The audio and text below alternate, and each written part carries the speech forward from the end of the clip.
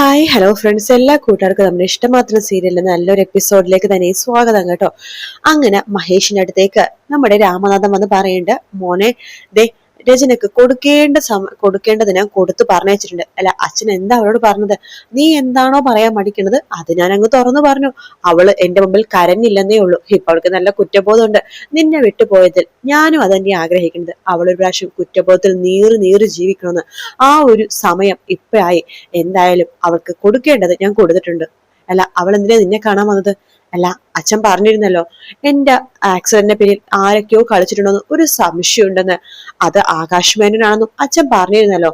അതിനുള്ളൊരു കാരണം വെച്ചിട്ടാണ് ഞാൻ രചനയായിട്ട് സൗഹൃദം പുലർത്തുന്നത്. ഓഹോ, അപ്പൊ എന്റെ വിചാരം തെറ്റിയില്ല. നീ രചനയായിട്ട് സൗഹൃദം പുലർത്തുന്നത് അങ്ങനെ എന്തോ ഒരു കാരണം കൊണ്ടാണെന്ന് എനിക്ക് അറിയായിരുന്നു. പക്ഷെ മോനെ, ഒരു കാര്യം, രചന നിന്റെ റൂമിലേക്ക് കയറി വരുമ്പോ നിന്റെ ഉദ്ദേശം ഇതാണെന്നുള്ളത് നീ ഇഷിത എടുത്ത് പറയണം. കാരണം അവൾ ഒരു പെണ്ണല്ലേടാ, ആർക്കാ സഹിക്കാൻ പറ്റാ? അച്ഛ, എന്റെ ഉദ്ദേശമൊക്കെ ഇഷിതക്ക് നന്നായിട്ട് അറിയാം. അയാൾ എന്നെ സപ്പോർട്ട് ചെയ്യുന്നുണ്ട്. എങ്കിൽ ഒരു കുഴപ്പമില്ല. അച്ഛന് തോന്നുന്നുണ്ടോ ഈ രചനയായിട്ട് ഞാൻ സൗഹൃദത്തിലാവുമെന്ന്? എനിക്ക് അവളെ കാണുമ്പോ ഓർമ്മ വരുന്നതേ, അന്ന് ആകാശ് മിനിന്റെ കൂടെ രാത്രി അവള് കിടന്നെഴുന്നേറ്റ് ആ രംഗമാണ്. അത് ഒരിക്കലും ഞാൻ മറക്കില്ല. ഞാനെന്നല്ല, ഒരു ഭർത്താവും മരിക്കില്ല. ഭാര്യനെ അന്യ പുരുഷന്റെ കൂടെ കണ്ട ആ ഒരു സെക്കൻഡ്, ആ ഒരു നിമിഷമാണ് എനിക്ക് അവളെ കാണുമ്പോ എപ്പോഴും ഓർമ്മ വരുന്നത്. ഓ, അതൊക്കെ പോട്ടടാ. നീ എന്താണ് നിന്റെ കാര്യം കണ്ടു കഴിയുമ്പോഴേക്കും പിന്നെ അവളായിട്ട് ഒരു സൗഹൃദവും കാര്യങ്ങളും വെച്ച് പുലർത്തണ്ട. ഇല്ല അച്ഛാ, അതത്രയല്ലേ ഉള്ളൂ. ആർക്ക് വേണം അവളുടെ സൗഹൃദം? പിന്നെ ആകാശ്മീരിനെ കൊടുക്കാൻ വേണ്ടി കുറച്ച് കാര്യങ്ങളൊക്കെ എനിക്ക് അറിയേണ്ടതുണ്ട്. അതിനു വേണ്ടി മാത്രമാണ് ഞാൻ അവളെ കൂടെ നിർത്തിയേക്കണത് എന്നൊക്കെ നമ്മുടെ മഹേഷ് ഇങ്ങനെ പറയാട്ടോ. എങ്കിൽ കുഴപ്പമില്ല, അച്ഛൻ കൂടെ തന്നെയുണ്ട് എന്ന് പറഞ്ഞ് രാമനാഥനോട് പോകുന്നുണ്ട്. അതിനുശേഷം കാണിക്കുന്ന ഡോക്ടർ ദേവികേനെയാണ്. അവര് പാസ്പോർട്ട് ഇങ്ങനെ നോക്കാട്ടോ. പോകാം, അത് തന്നെയാ നല്ലത്. ഇനി പോണ തന്നെയാ നല്ലത് എന്നൊക്കെ പറഞ്ഞ് പാസ്പോർട്ടൊക്കെ എടുത്തു വെച്ച് സാധനങ്ങളൊക്കെ എടുത്തു വെച്ച് അവര് തിരിച്ച് അവരുടെ പുറംനാട്ടിലേക്ക് പോകാൻ വേണ്ടി റെഡിയാവാൻ സമയത്താണ് ഫോൺ ബെല്ലടിക്കുന്നത്. ദേവിക ഡോക്ടർ നോക്കുമ്പോ അത് മഹേഷ് ആട്ടോ. ഇത് ആ മഹേഷാണ് വിളിക്കണത്, ഇഷിതയുടെ ഭർത്താവ്. അയാള് എന്നെ എന്തിനാണോ വിളിക്കണത് എന്ന് പറഞ്ഞിട്ട് ഫോൺ എടുക്കാണ്. ഹലോ, ഹലോ, ഡോക്ടർ ദേവികയല്ലേ? എന്നെ മനസ്സിലായോ? ഞാൻ മഹേഷ് ചന്ദ്രൻ, ഇഷിതയുടെ ഭർത്താവ്. മനസ്സിലായി. അല്ല, ഞാൻ ഡോക്ടർ ദേവികനെ ഒന്ന് കാണണോന്ന് പറഞ്ഞിരുന്നു. ദേവിക ഡോക്ടർ ഇതുവരെ ഇവിടെ വന്നില്ല.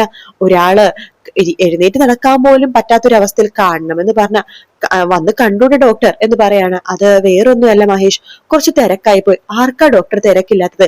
വേണോന്ന് വെച്ചാ കുറച്ച് സമയം മാറ്റി വെക്കാനൊക്കെ പറ്റില്ലേ? അതുകൊണ്ട് ഡോക്ടർ എന്നെ ഒന്ന് വന്ന് കാണണം. അല്ല, മഹേഷിനെ എന്തിനാ എന്നെ കാണണമെന്ന് പറഞ്ഞത് എനിക്ക് മനസ്സിലായില്ല. അത് രഹസ്യമായ ഒന്നാണ് മാഡം. അത് പല ആൾക്കാരെ അരച്ചിട്ട് പരസ്യമാക്കേണ്ട കാര്യമുണ്ടോ? അല്ല, ഇഷിതക്കറിയാവോ മഹേഷിനെ കാണണമെന്ന് പറഞ്ഞ കാര്യം? ഇഷിതക്കറിയില്ല. ഇത് പ്രൊഫഷണൽ ആയിട്ട്, അല്ലെങ്കിൽ നമ്മൾ രണ്ടുപേരും മാത്രമാണ് കാര്യമാണ്. അതുകൊണ്ട് മാഡം എന്നെയായിട്ട് കുറച്ച് കാര്യങ്ങൾ സംസാരിക്കാനായിട്ടാണ്. വേറെ ആരും ഇതറിയണ്ട എന്ന് എനിക്ക് നിർബന്ധമുണ്ട്. അതുകൊണ്ട് മാഡത്തിന് വരാൻ പറ്റുമോ? ശരി മഹേഷ്, ഞാൻ വരാം. എപ്പോ വരാൻ പറ്റും? ഞാനിപ്പോ തന്നെ ഇറങ്ങാം. ശരി ഡോക്ടർ ഇങ്ങോട്ട് വാ. ഇത് വേണ്ടി മഹേഷ് ഫോം വെക്കാണ്. എന്തിനായിരിക്കോ അയാൾ എന്നെ കാണാൻ വിളിച്ചത്? എന്തായാലും പോയി കാണാം. എന്തായാലും അയാൾ ചിലപ്പോ സത്യങ്ങളൊക്കെ തുറന്നു പറയേണ്ട സമയമായിട്ടുണ്ടാകും എന്നൊക്കെ പറഞ്ഞ ദേവിക ഡോക്ടർ മഹേഷിന്റെ അടുത്തേക്ക് പുറപ്പെടാൻ പോവാട്ടോ. അതേസമയം പിന്നീട് കാണിക്കണം നമ്മുടെ രചനേനെയും അതുപോലെ തന്നെ സുമീനെയാണ്. അവര് പുറത്തു വെച്ച് കണ്ട് സംസാരിക്കാട്ടോ. രചനയുടെ മുഖം കാണുമ്പോ സുമി ചോദിക്കേണ്ട, എന്താ രചന, നിന്റെ മുഖത്ത് ആകെ ഒരു വിഷമം, എന്തു പറ്റി? മഹേഷിന്റെ വീട്ടുകാരാണോ മഹേഷാണോ നിന്നോട് പ്രശ്നം ഉണ്ടാക്കിയത്? ഇല്ല, മഹേഷിനോട് പ്രശ്നമൊന്നും ഉണ്ടാക്കിയില്ല. മഹേഷിനെ കാണാൻ പോയപ്പോ മഹേഷിന്റെ വീട്ടുകാരാ പ്രശ്നം ഉണ്ടാക്കിയത്.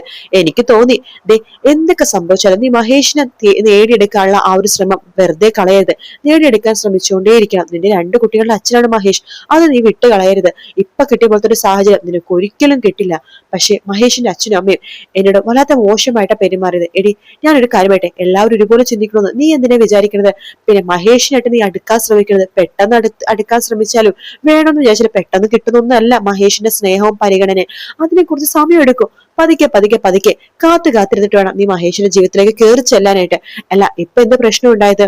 ഞാൻ മഹേഷിനെ കാണാൻ പോയപ്പോ അവരെന്നോട് കാണാൻ പറ്റില്ല എന്ന് പറഞ്ഞു. ആദ്യം കൂടെ ഉണ്ടെങ്കിൽ മാത്രമേ കാണാൻ പറ്റുള്ളൂ എന്ന് പറഞ്ഞു. അത് ന്യായമായിട്ടുള്ള കാര്യമല്ലേ? അവരുടെ ഭാഗത്ത് ചിന്തിക്കുമ്പോൾ അവരതേ ചിന്തിക്കുള്ളൂ. അതങ്ങനെ നീ അത് വിചാരിച്ചാ മതി. അത് മാത്രല്ല സുമി, ഞാൻ മഹേഷിനെ കാണാൻ പോയപ്പോ മഹേഷ് വെറുതെ ഇരുന്നിരിപ്പ് അവിടെ ഇരിക്കല്ല. പിന്നെ മഹേഷ് ഒരു അന്വേഷണത്തിലോ? അതെ, കേസ് അന്വേഷണത്തില്. ആ കേസ് അന്വേഷണം നമ്മൾ നിർത്തിയതല്ലേ? SI തരകനെ നമ്മൾ കൊടുക്കേണ്ടതൊക്കെ കൊടുത്ത് പണമായിട്ടൊക്കെ കൊടുത്ത് നമ്മൾ ആ കേസ് പിൻവലിപ്പിച്ചതല്ലേ? അതെ. പക്ഷെ ഇപ്പൊ സാന്ദ്ര ഐസക് വന്നിട്ടുണ്ടല്ലോ, CA. നിനക്ക് അറിയായിരിക്കുമല്ലോ സാന്ദ്ര ഐസക്. അവളെന്തിനാ മഹേഷിനെ കാണാൻ വന്നത്? അവളാ ഇപ്പൊ കേസ് അന്വേഷിക്കുന്നത്. ഞാൻ പോയപ്പോ മഹേഷിന്റെ റൂമിൽ അവൾ ഉണ്ടായിരുന്നു. എന്നിട്ട് അവള് ഒരു ഫോട്ടോ എടുത്ത് കാണിച്ച് മഹേഷിനെ അറിയാവോന്ന് ചോദിക്കായിരുന്നു. എന്നെ കണ്ടപ്പോ എന്നെയും കാണിച്ചു തന്നു ആ ഫോട്ടോ. അത് വേറെ ആയിട്ടല്ല, പ്രാഞ്ചിയുടെ ഫോട്ടോയാ. ദേ രചന, നീ വെറുതെ നുണ പറയല്ലേ. പ്രാഞ്ചിയുടെ ഫോട്ടോ എങ്ങനെയാ സാന്ദ്ര ഐസക്കിന് കിട്ടണ? അങ്ങനെ കിട്ടാൻ ഒരു ചാൻസും ഇല്ല. ഇല്ലടി, കിട്ടി. ഞാനെതിനെ നിന്നോട് നുണ പറഞ്ഞത്? സത്യം തന്നെയാ പറഞ്ഞത്. എന്നിട്ട് എന്നോട് അറിയാവോന്ന് ചോദിച്ചു. ഞാൻ പറഞ്ഞു എനിക്കറിയില്ലാന്ന്. പക്ഷെ അവളുടെ നോട്ടം, ഹോ, അത് ശരിക്കും പറഞ്ഞ നെഞ്ചിൽ തറച്ചു കൊള്ളുന്ന ഒരു രീതിയിലാ അവളുടെ ഒരു നോട്ടം എന്ന് പറഞ്ഞു. ഹോ, അപ്പൊ സാന്ദ്ര ഐസക്കാണ് പുതിയ വില്ലെത്തിയല്ലേ? അവളെ നമുക്ക് ഒഴിവാക്കാം. പിന്നെ മഹേഷിനടുത്ത് കുറെ ചോദ്യങ്ങളൊക്കെ ചോദിച്ചു. മഹേഷായിട്ട് അടുക്കാൻ വേണ്ടി നമ്മൾ ചെയ്ത തെറ്റ് ആകാശിന്റെ തലയിലേക്ക് കെട്ടിവെച്ചു. ആകാശിന്റെ തലയിലേക്കോ? അതെ, വേറൊന്നല്ല, മഹേഷിന് സംശയം ആകാശിനാണ്. അപ്പൊ ഞാൻ ആകാശ് തന്നെയാണ് കുറ്റവാളി തെളിയിക്കാൻ വേണ്ടി കുറച്ച് സാഹചര്യങ്ങൾ അങ്ങോട്ടേക്കും പറഞ്ഞു. അത് ഏതായാലും നന്നായി. കാരണം മഹേഷിന് ഓൾറെഡി ആകാശാണെന്നൊരു സംശയമുണ്ട്. പിന്നെ അതുകൊണ്ട് തന്നെ ആകാശ് കുറെ മഹേഷിനെ ഉപദ്രവിച്ചതാണല്ലോ. ആ കൂട്ടത്തിൽ ഈ കേസ് തള്ളിക്കളഞ്ഞോളൂ മഹേഷ്. പക്ഷെ അങ്ങനെയല്ല, ഇനി പ്രാഞ്ചിനെ പിടിച്ചെങ്ങനെ സത്യം തെളിയിക്കോ? നീ പ്രാഞ്ചിനെ വിളിച്ചു നോക്കില്ലേ? പ്രാഞ്ചിനെ അങ്ങനെ കെട്ടിക്കാൻ നമ്മൾ കുടുങ്ങിപ്പോകും. ഞാൻ പ്രാഞ്ചിനെ വിളിച്ചു, അയാൾ ഫോൺ എടുക്കണ്ടേ? ചിലപ്പോ അയാൾ ഈ സംഭവം അറിഞ്ഞിട്ടുണ്ടാവും, ഇവിടെ നിന്ന് മാറി നിന്നിട്ടുണ്ടാവും.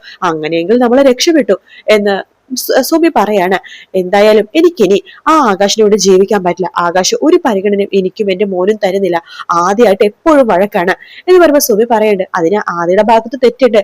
ഏത് നേരം ആകാശിനിട്ട് എന്തൊക്കെ രീതിയിലാണ് സംസാരിക്കുന്നത്? ഒരു കുഞ്ഞു കുട്ടി സംസാരിക്കേണ്ട രീതിയിലൊന്നും അല്ല ആദ്യം സംസാരിക്കുന്നത്. അങ്ങനെയൊക്കെ അവന് സംസാരിക്കാൻ പഠിപ്പിക്കുന്നത് വേറെ ആരുമാണ് എന്ന് പറയുമ്പോഴേക്കും രചന പറയുന്നുണ്ട്, ഒരിക്കലും ആരും പഠിപ്പിക്കണതല്ല, അവനെ പ്രായത്തിൽ കഴിഞ്ഞ പക്വതയുണ്ട്, അതുകൊണ്ടിട്ടാണ്. എന്തായാലും ആകാശിനെയാണ് ഞാനിപ്പോ കൊലക്ക് കൊടുക്കാൻ വേണ്ടി തീരുമാനിച്ചേക്കുന്നത് എന്ന് സുമി പറയാണ്. എന്തായാലും നമ്മൾ കുടുങ്ങാൻ പാടില്ല. അതെ, ഞാൻ കുടുങ്ങിയാൽ ഒരിക്കലും നിന്നെ കൊടുക്കില്ലടി എന്നൊക്കെ രചന പറയുന്നുണ്ട് കേട്ടോ. അതിനുശേഷം കാണിക്കുന്നത് നമ്മുടെ ഡോക്ടർ ദേവികനെയാണ്. അവര് മഹേഷിനെ കാണാൻ വേണ്ടി മഹേഷിന്റെ ഫ്ലാറ്റിലേക്ക് വന്നിരിക്കുക കേട്ടോ. ബെല്ലടിക്കുമ്പോ വാതിൽ തുറക്കുന്നത് നമ്മുടെ സ്വപ്നവല്ലിയാണ്. ആരാ എന്ന് ചോദിക്കുമ്പോ, എന്റെ പേര് ഡോക്ടർ ദേവിക എന്നാ. മഹേഷ് ഇല്ല ഇവിടെ? ഉണ്ടല്ലോ, രാമനാഥൻ വരുന്നുണ്ട്. ആരാ സ്വപ്നം അത്? ഞാൻ ഡോക്ടർ ദേവികയാണ്. ഇഷിതയുണ്ടോ? ഇഷിത ഹോസ്പിറ്റലിൽ പോയി, മഹേഷ് വിളിച്ചിട്ട് വന്നതാണ്. വരൂ എന്ന് പറഞ്ഞിട്ട് രാമനാഥൻ വിളിക്കുകയാണ്. എന്നിട്ട് മഹേഷിന്റെ റൂമിലേക്ക് കൊണ്ടുപോണ്ട് മഹേഷ് എന്ന് പറഞ്ഞിട്ട് വിളിക്കുകയാണ് രാമനാഥൻ. എന്താ അച്ഛാ? ദേ ഈ ഡോക്ടർ നിന്നെ കാണാൻ വന്നതാ. മഹേഷ്, ഞാനാ ഡോക്ടർ ദേവിക. വരൂ ഡോക്ടർ എന്ന് പറഞ്ഞ് വിളിക്കുകയാണ്. ഡോക്ടർ ഇവിടെ ഇരിക്കും, താങ്ക് യു എന്ന് പറയാണ്. അച്ഛാ, ഞാൻ ഡോക്ടറോട് കുറച്ചു സംസാരിക്കട്ടെ? ശരി മോനെ എന്ന് പറയാണ്. രാമനാഥൻ അവിടുന്ന് പോകുന്നുണ്ട്. മഹേഷിനോട് ഡോക്ടർ ദേവിക ചോദിക്കണ്ടേ, അല്ല മഹേഷ് ചന്ദ്രൻ എന്താ എന്നെ കാണണമെന്ന് പറഞ്ഞത്? അത് വേറൊന്നുമല്ല ഡോക്ടർ, ഇഷിതയുടെ കാര്യങ്ങൾ ഡോക്ടർക്കാണല്ലോ ആദ്യം അറിയാവുന്നത്. അറിയാലോ, ഡോക്ടറാണല്ലോ അയാൾക്കൊരു കുഴപ്പമുണ്ടെന്ന് ആദ്യം ആ ഒരു സംഭവം കണ്ടുപിടിച്ചത് ഡോക്ടറാണല്ലോ. ശരിക്കും അയാൾക്ക് എവിടെയാ ഡോക്ടർ കുഴപ്പം? ഓവറിലാണോ യൂട്രസിലാണോ കുഴപ്പം എന്ന് ചോദിക്കാണ്. അത് കേൾക്കുമ്പോൾ ഡോക്ടർ ദേവിക പറയുന്നുണ്ട്, അത് പിന്നെ ഒരുപാട് വർഷം മുമ്പല്ലേ മഹേഷ്, ഞാൻ അതങ്ങ് മറന്നുപോയി.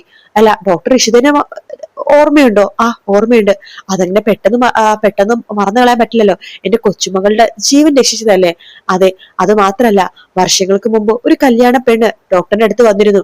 അവൾക്ക് ഒരിക്കലും പ്രസവിക്കാൻ കഴിയില്ലെന്ന് ഡോക്ടർ പറയുകയും ചെയ്തു. അതൊക്കെ എനിക്ക് ഓർമ്മയുണ്ട്. പിന്നെ എന്തുകൊണ്ടാണ് ഡോക്ടർക്ക് ഇത് മാത്രം ഓർമ്മയില്ലാത്തത്? അത് ഒരുപാട് പേഷ്യൻസ് വരുന്നല്ലേ മഹേഷ്, അതുകൊണ്ട് എന്ത് പ്രശ്നം എന്നുള്ളത് ഓർമ്മയില്ല. വേറൊന്നുമല്ല ഡോക്ടർ, എനിക്കും ഇഷിതക്ക് ഒരു കുഞ്ഞു വേണമെന്നൊരു ആഗ്രഹമുണ്ട്.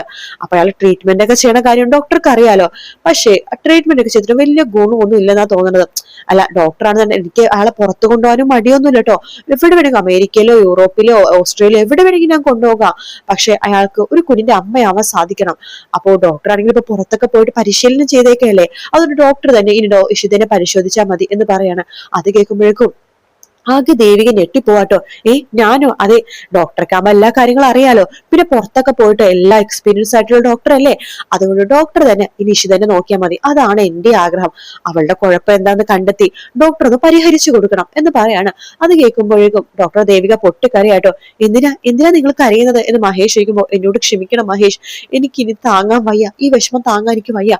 ഓരോരോ ദിവസം കഴിയുന്നതോറും ഞാൻ മരിച്ചുകൊണ്ടിരിക്കുകയാണ് ഈ ടെൻഷൻ കാരണം, ഈ വിഷമം കാരണം. അല്ല എന്താ ഡോക്ടർ ദേവികക്ക് പറയാനുള്ളത്? മഹേഷ്, അത് പിന്നെ ഇഷിത എന്താച്ചാ പറഞ്ഞോ നിങ്ങള് എന്ന് മഹേഷ് പറയുമ്പോ, ഇഷിതക്ക് ഒരു കുഴപ്പമില്ല, ഇഷിത പെർഫെക്റ്റ് ഓക്കെയാണ്. അവൾക്ക് എത്ര കുഞ്ഞുങ്ങൾ വേണമെങ്കിലും പ്രസവിക്കാനുള്ള കഴിവുള്ള ഒരു പെണ്ണാണ് അവള്. പിന്നെ ഡോക്ടർ അന്ന് ഒന്നും പറ്റില്ലെന്ന് പറഞ്ഞതോ, അത് ഞാൻ അന്നൊരു കള്ളം പറഞ്ഞതാണ്. ആർക്ക് വേണ്ടിട്ട് എന്ന് മഹേഷ് ചോദിക്കുമ്പോ, മനസ്സിനി പറഞ്ഞിട്ട് ആ കള്ളം ഞാൻ പറഞ്ഞത്.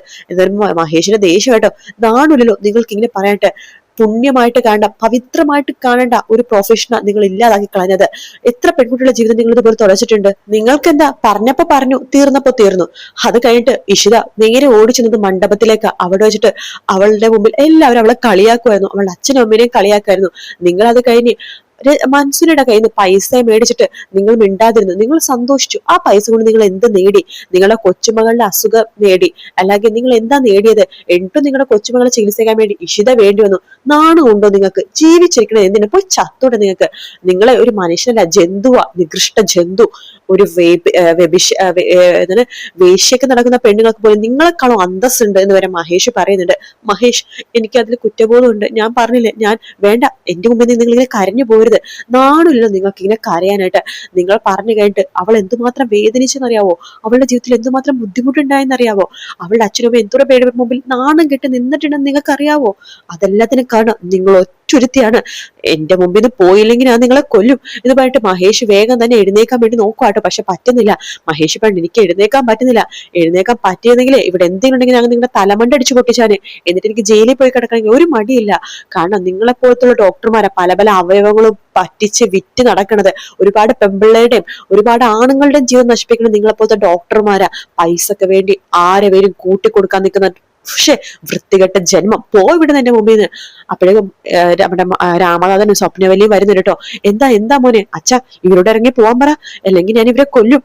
നിങ്ങൾ പോവാൻ നോക്ക് എന്ന് പറയുമ്പോ ഡോക്ടർ ദേവിക അവിടെ നിന്ന് ഇറങ്ങി ഓടുവാട്ടോ. തൊട്ടു പിന്നാലെ സ്വപ്നവല്ലിയും പോകുന്നുണ്ട്.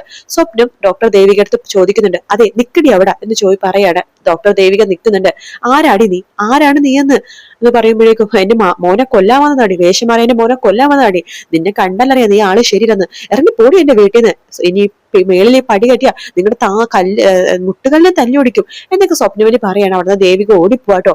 മഹേഷിനോട് രാമനാഥൻ ചോദിക്കണ്ടേ, എന്താ മോനെ, എന്താ പ്രശ്നം? അച്ഛ, എന്നോട് ഇപ്പൊ ഒന്നും ചോദിക്കല്ലേ, ഞാൻ സമനില തെറ്റി നിൽക്കുകയാണ്, അച്ഛൻ ഇവിടുന്ന് റൂമിൽ നിന്ന് ഇറങ്ങിപ്പോ എന്ന് പറയാണ്. അങ്ങനെ രാമനാഥൻ പോകുന്നുണ്ട്. സ്വപ്നം ചോദിക്കണ്ട, എന്താ രാമ, എന്താ പ്രശ്നം? എനിക്കറിയില്ല, ഞാൻ അവനോട് ചോദിക്കാം. വേണ്ട, താൻ അങ്ങോട്ട് പോകണ്ട, അവൻ ഇപ്പൊ ഒന്ന് ഓക്കെ ആവട്ടെ, ഇപ്പൊ അവരുടെ അടുത്ത് ഒന്നും ചോദിക്കണ്ട എന്ന് പറയാണ്. ആ ഒരു ഭാഗത്തോടെ ഇന്നത്തെ എപ്പിസോഡ് തീരുന്ന കേട്ടോ. നാളത്തെ പ്രൊമോയിൽ ഇഷിത ഹോസ്പിറ്റലിൽ വരുമ്പോഴേക്കും മഹേഷിനെ 2 കൈ നീട്ടി വിളിക്കാണ്. വാ, എഴുന്നേറ്റ് വാ എന്ന് പറഞ്ഞ് വിളിക്കാണ്. മഹേഷ് എഴുന്നേക്കുന്നുണ്ട്, നടക്കുന്നുണ്ട്. അത് കാണുമ്പോൾ സ്വപ്നവലി രാമനാഥന് ഷോക്ക് ആവാണ്. ആ കാഴ്ച കാണാൻ നമ്മുടെ പ്രിയാമണിനെയും മാഷിനെയും വിളിക്കുന്നുണ്ട്. അവരും അത് കാണുമ്പോൾ ഷോക്ക് ആവാണ്. പിന്നെ അവിടെ വെച്ചിട്ട് നമ്മുടെ മഹേഷ് ആ ഒരു വെളിപ്പെടുത്തൽ നടത്താണ്.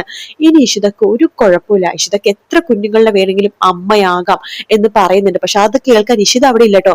നമ്മുടെ ബാക്കിയുള്ളത് മാത്രമേ മഹേഷ് ആ സത്യം പറയുന്നുള്ളൂ. ആ ഒരു ഭാഗത്തോടെ പ്രൊമോ തീരുന്നു കേട്ടോ. വീഡിയോ ഇഷ്ടപ്പെടുകയാണെങ്കിൽ ലൈക്ക് ചെയ്യാനും അതുപോലെ തന്നെ സബ്സ്ക്രൈബ് ചെയ്യാനും കമന്റ് ചെയ്യാനും മറക്കല്ലേ. മറ്റൊരു വീഡിയോ ആയിട്ട് വീണ്ടും കാണാം ഫ്രണ്ട്സ്. എല്ലാവർക്കും ടേക്ക് കെയർ, ബൈ ബൈ.